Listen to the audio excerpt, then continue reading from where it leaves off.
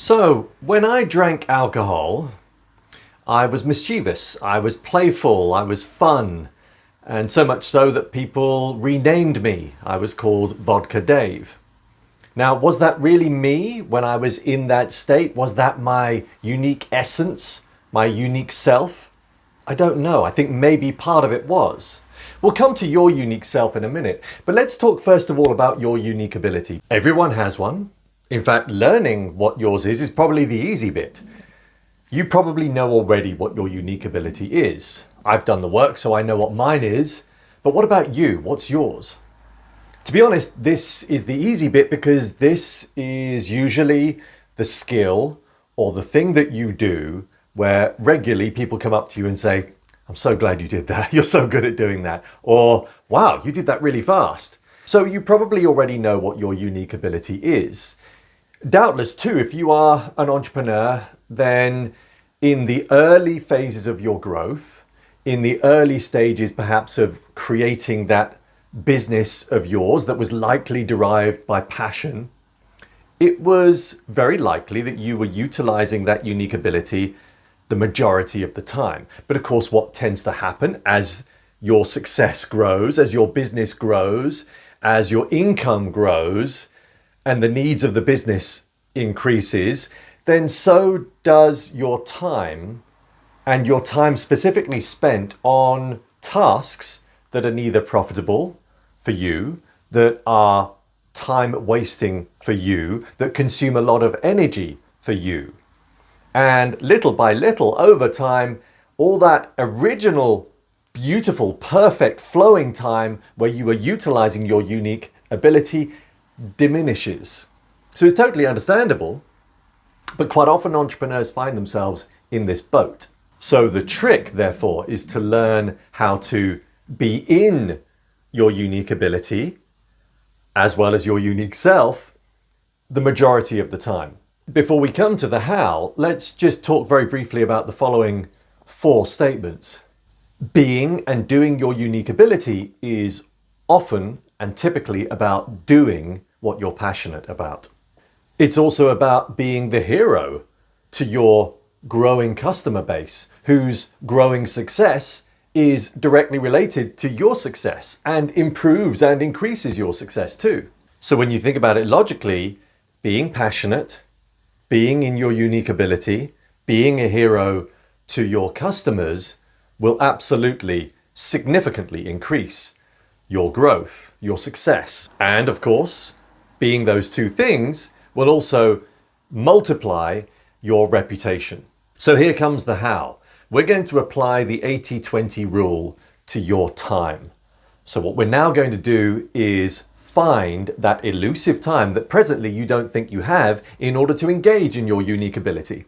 So if you want to free your time and thereby free your mind so that inspiration and energy begins to flow again, then you now need to look at your daily tasks and activities and free yourself of those that are just consuming your time and energy and really could be done by somebody else that might well do a better job of it. So gain a comprehensive understanding of the people and activities in your life that are the bulk of your results. This is your 20%. The majority of your time must be spent on those. So with that understanding, you now know the 80% of all the tasks, clients, activities, attitudes that you really shouldn't be spending any amount of time on. These 80% need to be dealt with. And either you find a way of delegating those tasks to others, you outsource those tasks to others, or maybe you eliminate them from your time and energy and business because maybe you'll discover some of those things are really just completely wasted time, perhaps based on your prior history. And this is a subject that we'll come back to again in another video. When we consider the idea of 10xing your growth, 10xing your business, we often have to look at how you're currently working and whether you're utilizing past history to determine your current activities and current results. This is what we refer to as 2x thinking. Again, we'll come to this in another video. So the important point here is this, to clarify, analyze and get a comprehensive understanding of your 20%. These are all the clients' activities that you know produce the majority of your results. Then look at all the other 80% of tasks, activities, clients, etc., that you now need to remove from your plate. You need to pass those on to others, be that delegating into your team, or if those in your team aren't capable or have the time, then you need to outsource it. This is now freeing up your time. This is the really important bit, because by freeing up that time to spend on those activities, you are also now freeing up your time to be in your unique ability. And when you think of yourself as an entrepreneur, as a visionary, as a leader, think about who you are as a person and how you quite often utilize those skills as leader, visionary, entrepreneur. Quite often it's you being at the forefront of the business. Not everybody is like this, but the majority of visionaries want to be at the forefront. You want to be the face of the business. You want to be directly speaking to your customers. Hopefully that has helped.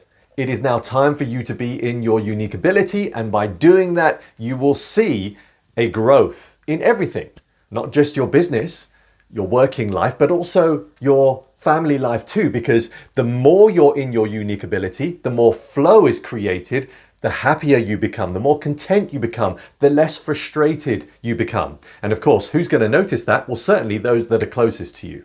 I hope you enjoyed the video. Thank you for watching. Stand by for more of videos from us, and also stand by for some incredible quarterly events. Do consider joining us as a member and as a part of our community, our tribe. We've got so much more to bring to you, so stand by. David Florence, out. Thank you for watching. Goodbye.